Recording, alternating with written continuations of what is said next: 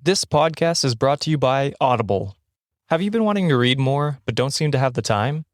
Well, with Audible, you can read your books without having to find the extra time in your busy schedule. Stuck in traffic on your way home from work? Why not marathon the Harry Potter books? In the gym and want to learn about the First Lady? Well, you can listen to Becoming Michelle Obama while doing leg day. And if you go to audibletrial.com/cultivate, you get a month free of Audible. That includes 1 credit that you can trade in for any audiobook of your choice, access to thousands of audiobooks free to listen to with your account, and best of all, you have access to all of your favorite podcasts in the app as well. So be sure to go to my link, audibletrial.com/cultivate. That's CULTIV, the number 8, to sign up for a free month of Audible and start reading today. Thank you, Audible, for supporting this show. We are Cultivate. cultivate. We are Cultivate.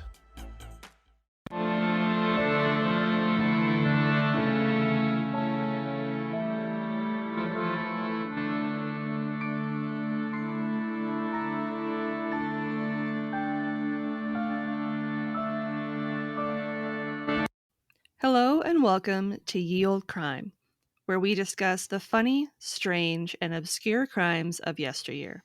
I'm your host, Lindsay Valenti, and with me is my sister and co-host, Maddie Stengel.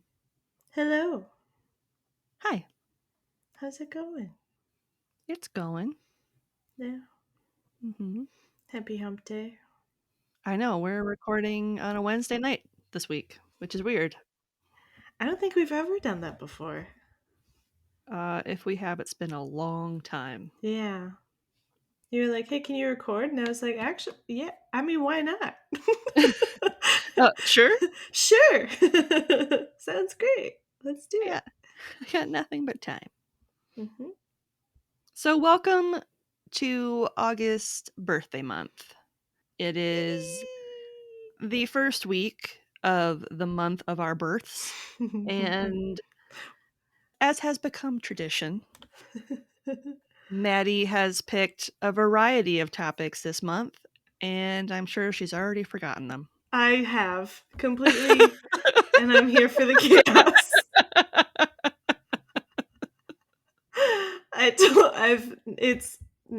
I can't even guess. I think one of them's paranormal. At least one is paranormal. I think you're right. I can't remember. Yeah, at least one. It's on my spreadsheet, so Yeah. But yeah, I have her pick them in early to mid-July for a reason, so she forgets what they are by the time we actually get to them. Because I'm a real life Dory. And then it's like, surprise, whenever I we know. finally get to it. And then I'm like, oh yeah. I said, this looks fun. The spreadsheet. Something about murder. Hey, this looks nice. Let's do this one. This one's nice. I like to hear about murder. So this week, to kick off birthday month, we are going to be discussing the Renwick Smallpox Hospital. It's a haunted one!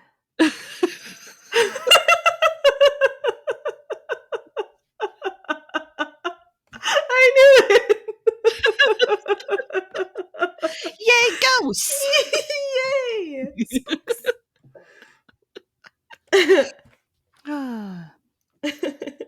Information was pulled from the following sources: a 2022 The Bowery Boys article by Greg Young, 2020 The Travel article by Liana Tedesco, 2017 The Culture Trip article by Kaylee Rizzo, Atlas Obscura, Friends of the Ruin, Roosevelt Island Historical Society, and our friends over at Wikipedia. Nice. And links to all these articles will be included in the show notes. When you hear the term smallpox, what comes to mind? Painful bumps and crying babies. Those are like the only people that really get it now. Poor babies. I put the decimation of the indigenous peoples by the English during the French and Indian Wars. The blankets. Maybe thousands of deaths in Europe.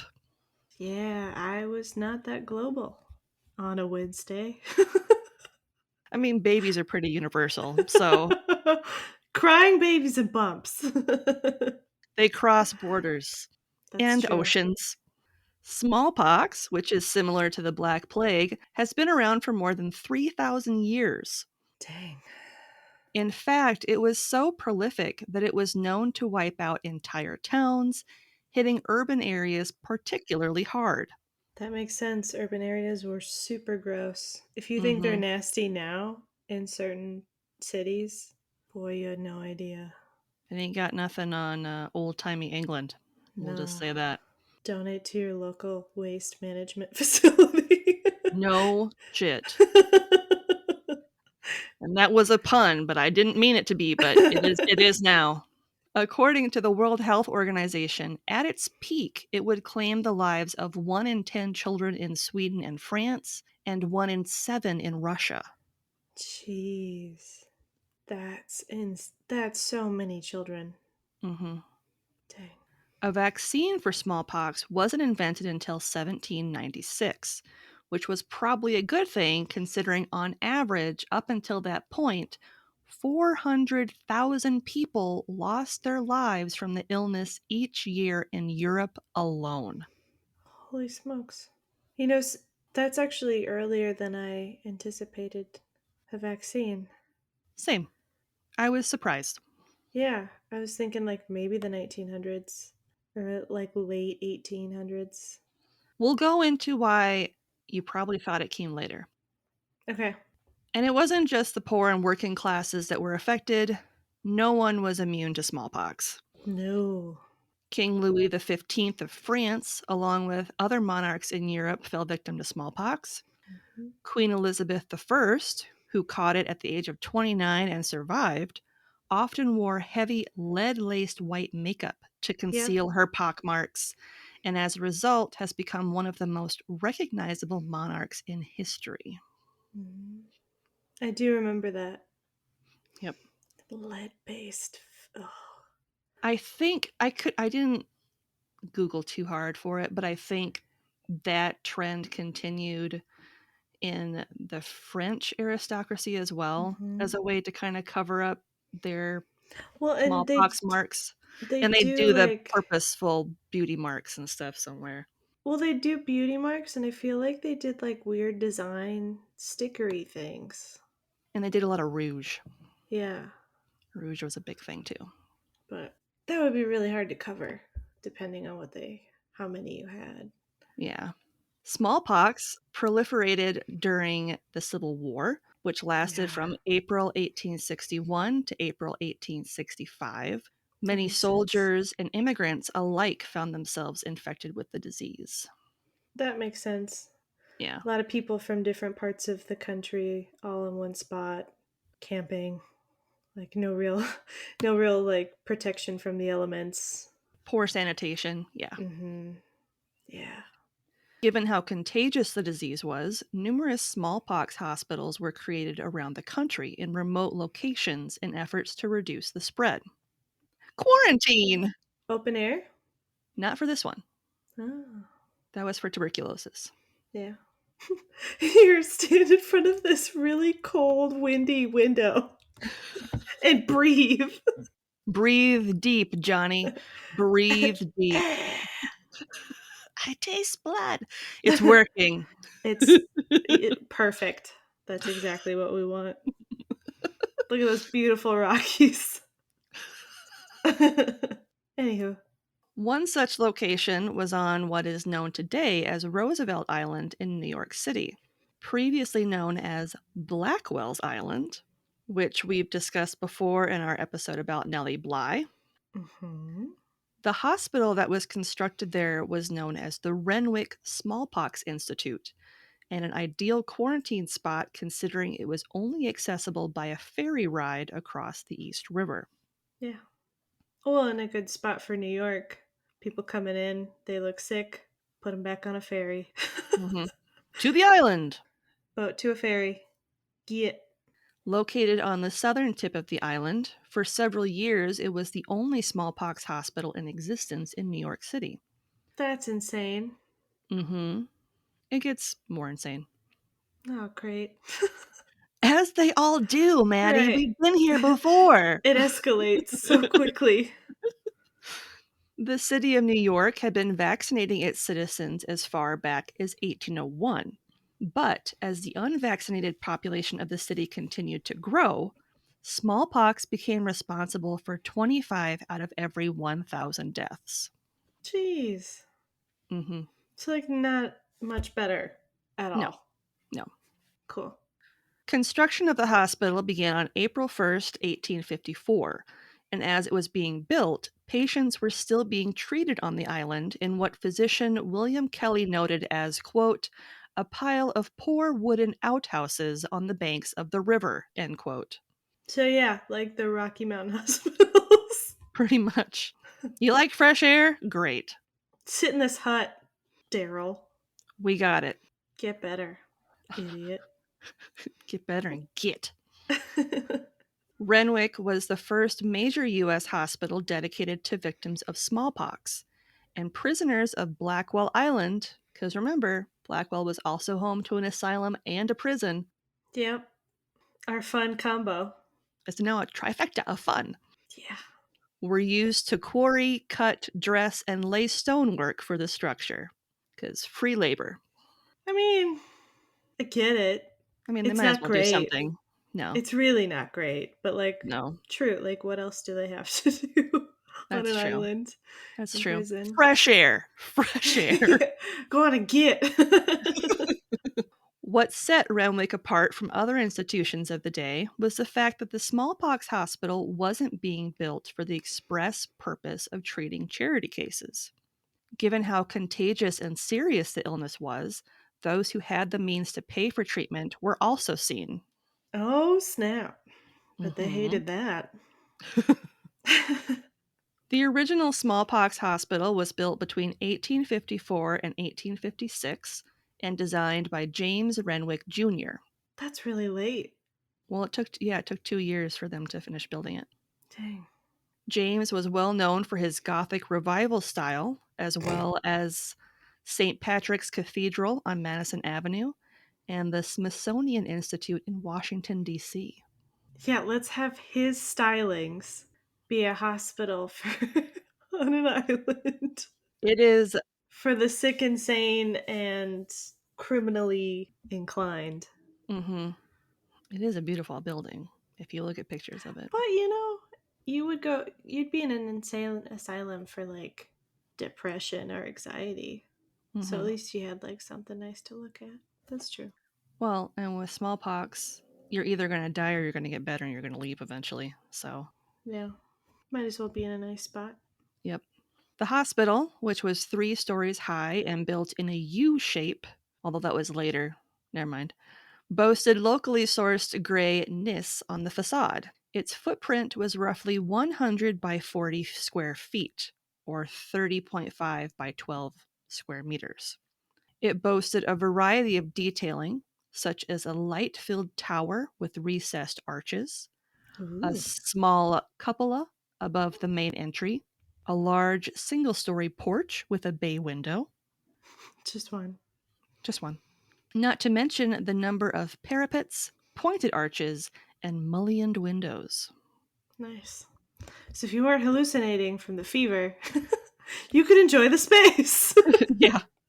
The hospital officially opened on December 18th, 1856, with a total construction cost of $38,000, or around $1,325,000 today. I mean, for a hospital, that's not that bad. Yeah, that's pretty cheap for a hospital, actually. Right, but it was small. So Yeah, it was small. It was a baby hospital. yeah, little baby. The previous wooden hospital outhouses that had been treating patients up until that point were destroyed by a fire in 1857, necessitating the quick transfer of those patients into the new hospital. Oh god, they were still there. They were still out there. Oh no. I thought they would have transferred them all. I thought that too. I was like, why are they still outside? You know they set that on fire on purpose. The people that were there were like, screw this, you guys. We're gonna burn it down so we can be in the They're nice stone building with the porch. They're like, guess what? It's winter and it's cold out here. And you've got nice mullioned windows. I'm going to set this on fire. Right. My God. The patients officially moved in on January 3rd, 1857. So I'm assuming they set it on fire like on New Year's Day or something. Right. Happy New Year! Let us in! My New Year's resolution is to get the fuck out of here. Whether it's with my last breath or the fire's last breath, we're leaving. Auld Lang Syne. The hospital was built to house 100 patients at a time. That is not enough. Nope. I think No. we can see where this is going. Yep.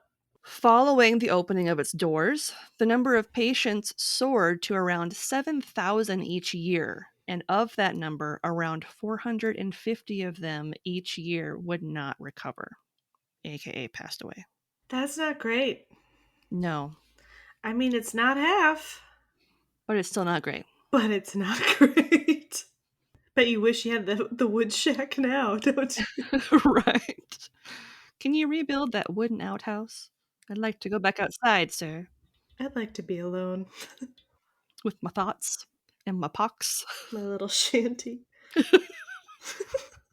Vaccinations were a common medical practice by the mid 19th century, but regardless, the plague continued to spread throughout New York City. The disease was extremely common amongst immigrants, and as a result, quarantine measures were made even more severe prior to anyone being allowed into the country.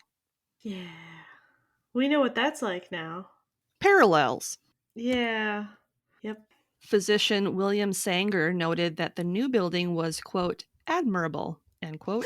Oh no. What a backhanded compliment. Oh, they tried, didn't they? And this sentiment was backed up by several practicing physicians and staff in the years that followed. Oh, it's so cute. The lower floors were reserved for charity cases, while private rooms on the upper floors were available to patients who could afford them. You got the view if you were paying for it. Right. Regardless, the disease continued to affect New York as late as 1871. Yeah. Yeah. The Board of Health assumed control of the hospital in 1875 from the Commission of Charities and Correction and had the building converted into a home for nurses, as well as a maternity and charity hospital training school. Gosh, why do they always put pregnant women where like sick people were for years? Because people don't care about women. That's true. That's true. That checks out. Yeah. The building was renamed Riverside Hospital and began serving a broader community of patients on Blackwell/Roosevelt Island, because at that time it was still known as Blackwell. Okay. Riverside. What a pretty little name. It's on the river, the side of the river. You want to have your baby on the river? Where? Oh. Like Moses. Established in 1875, the school became associated with Charity Hospital, which would later be known as City Hospital, and resided just north of the original Smallpox Hospital. As the school began to grow and the program began to expand, the Smallpox Hospital was converted to housing for the nursing students, and a new hospital for smallpox and other contagious diseases was constructed on North Brothers Island, so the island next door, basically. The decision to construct the new quarantine hospital on a separate island was to further isolate it from the growing population on Blackwell, which by the turn of the century was around 7,000. Jeez. Yeah. Yeah, that checks out with New York. Yeah. They like to expand quickly. Yeah. During the span of the 2 decades that the smallpox hospital was in operation, from 1856 to 1875, it treated roughly 133,000 patients. Dang. For a 100-bed hospital, that's impressive. Mm-hmm. Between 1903 and 1905, north and south wings were added to the central building to provide classrooms, dormitories, and training wards for nursing students and staff. The southern wing was constructed by the firm of York and Sawyer, while the northern wing was completed by Renwick, Aspinwall, and Owen following the death of James Renwick Jr. in 1895. In the 1920s, interest and funding that once helped Roosevelt Island prosper started to wane, and it was renamed Welfare Island, with the Renwick Hospital quickly abandoned. Oh no. Yeah, They're a little too literal with their names, aren't they? yeah. Poor people place. Riverside Brook. In the 1970s, Renwick was added to the National Register of Historic Places, making it the first ruined landmark in New York City. Oh, no. We can't restore it. It's ruined. It's Sorry. just bad. Sorry, guys. We're too late. But we like it, so we're going to register it. It's going to stay, but like we're not going to fix it. It's ruined. It is also registered as a state and city landmark. Of course it is. This trash is ours. Screw you guys. We licked it and it's ours. That's my rock. That's my rock. That's my ruin. That's my porch. Whether or not that porch still exists, it's mine. Get away from it. Take your welfare somewhere else. As you can imagine, the island and the ruins are considered to be extremely haunted, and although you can visit Renwick today from Manhattan via the tram or subway, it is ill-advised due to structural and safety concerns. I'm sorry, coming from New York, that's really not saying much. Like the whole town pretty much just needs to be redone if you're worried about safety. Yeah. But it's never gonna it's not gonna happen. It's not happening. It's never gonna happen. Just let them be. Let them visit. The Landmarks Preservation Commission does have plans to have the structure renovated and preserved to the tune of $4.5 million. But other than some reinforcement to the walls to prevent it from completely collapsing, no work has been done to this point. Yeah, it sounds like a scam. Yeah, wait till I'll say at the end kind of what they want to put there. Of the ruins themselves, architectural historian Paul Zucker noted in his 1968 book, Fascination in Decay, which that sounds like an interesting book. Yeah, it does. Noted that the ruins of the Smallpox Hospital, quote, or they evoke, quote, an expression of an eerie romantic mood, a palpable documentation of a period in the past, something which recalls a specific concept of architectural space and proportion, end quote. And all the dead bodies. Yeah. Which may or may not be here on the island. Who knows? Is that dust? Let's find out. Additionally, in a report written by the New York City Landmarks Preservation Commission, in which they designated the ruins as a New York City landmark, it stated, quote, the Smallpox Hospital could easily become the American equivalent of the great Gothic ruins of England, such as the late 13th century Tintern Abbey in Monmouthshire, which has been admired and cherished since the 18th century as a romantic ruin, end quote. No. No. Romantic ruin. It's freaking Smallpox Hospital. To end on a positive note, through worldwide vaccination efforts, smallpox was eradicated in 1979, and to date is the only disease to be completely wiped out through human intervention, with the last known case taking place in Somalia in 1977. Did they get better? Do we know? We don't know. I don't know. I hope they got better. I hope so too. So the thing they want to put on this island. Stop. What is it? They want to build a COVID memorial. They better make it out of wood so we can burn it down. When I read that, you gotta put I did a double take, and they were like, "This is the perfect place because COVID," and I was just like, Shut "What?" up. God. No. Yeah. If you don't believe me, click the link in the show notes for Friends of the Ruin. Friends of the Ruin. Yep. We're all friends here. Mm-hmm. COVID. We remember the shanties. Memoriesoftheshanties.com. And that New Year's Eve fire that allowed us to go inside the building. But yeah, that was the Smallpox Hospital. Hated it. Yep. Yeah. Way to go, Madison. Way to pick a good one. Starting off strong. Happy birthday. Happy birthday. Pew, pew, pew. Fireworks. Looking for more content? You can find us online at yieldcrimepodcast.com. If you'd like to see pictures from this week's episode, not to mention bonus content and funny memes, make sure to follow us on Twitter at YieldCrimePod and on Facebook and Instagram at YieldCrimePodcast. On TikTok? Of course you are. Follow us at YieldCrimePodcast.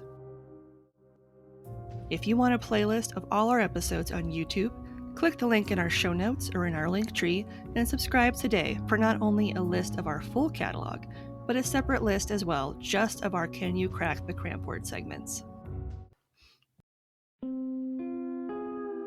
In August of 1980, Carol Bundy confessed her connection to the Sunset Strip Slayer, who had been terrorizing Los Angelinos all summer.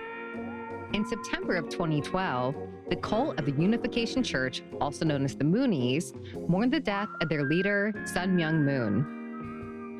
Tune into Murder Murder News every Friday to hear us detangle another twisted tale from true crime history.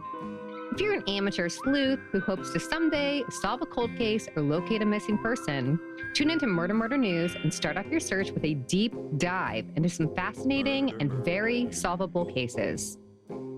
We always take a victim-first stance and like to focus on crimes affecting marginalized communities, which typically don't get enough media attention. Subscribe to Murder Murder News wherever you get your podcast to make sure you never miss an episode.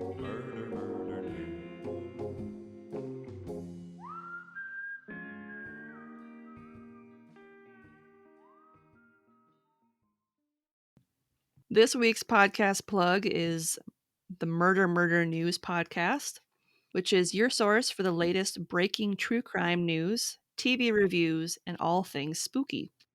Nice.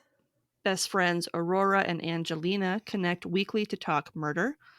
With their website murdermurder.news, a supportive following on social media, and their weekly YouTube series, This Week in True Crime, the MMN podcast is great for anyone who can't watch their web series. MMN is part of the Darkcast network. Nice. And there will be a link to their website in the show notes. So what's something good you'd like to share this week?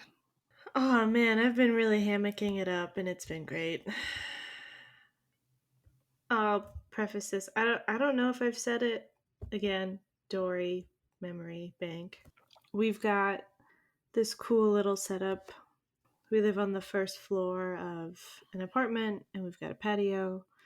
And so we've been able to hang a hammock on like the banisters because they're structurally sound. And so Load bearing. they're load bearing. My fiance started a new job recently, and he leaves earlier in the day, and so I have recently decided to get up early with him, and that gives me time to be outside with the pups. And so we just like watch the squirrels, and I drink coffee and swing on the hammock. And we did a recent rehabilitation of our plants, and we got some some box elder bugs just obliterated the roots of like two of our indoor plants because we had no idea that there was such a nasty box elder bug problem in the apartment. And in about like a month they're going to be really bad again for like 2 months. Ugh.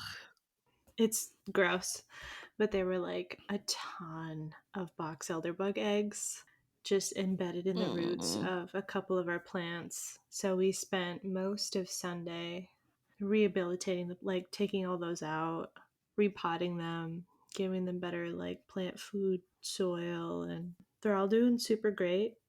And I'm really excited. We've got a monstera plant that was hit the hardest. His name is Dave, and I think he's going to be okay. He's already starting to like branch up.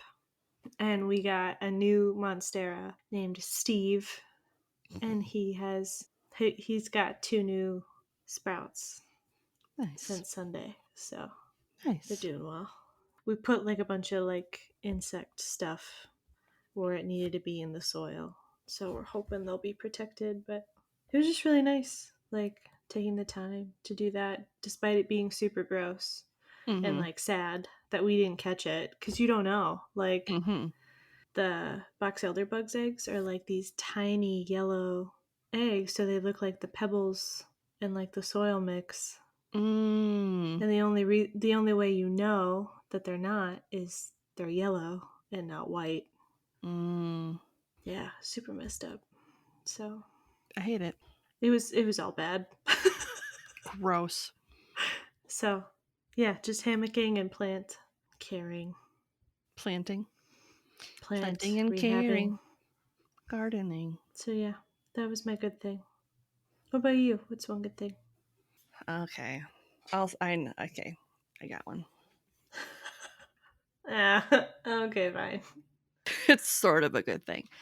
So, I hate scary movies. I hate suspenseful movies. They make my heart hurt, and then I feel like I'm going to go into cardiac arrest and need to go to the hospital. Yeah, but same. Knowing all that, Thomas and I had a date night on Saturday night while I basically threw the children at mom and dad and was like, here, we're going to go on a date. Take them.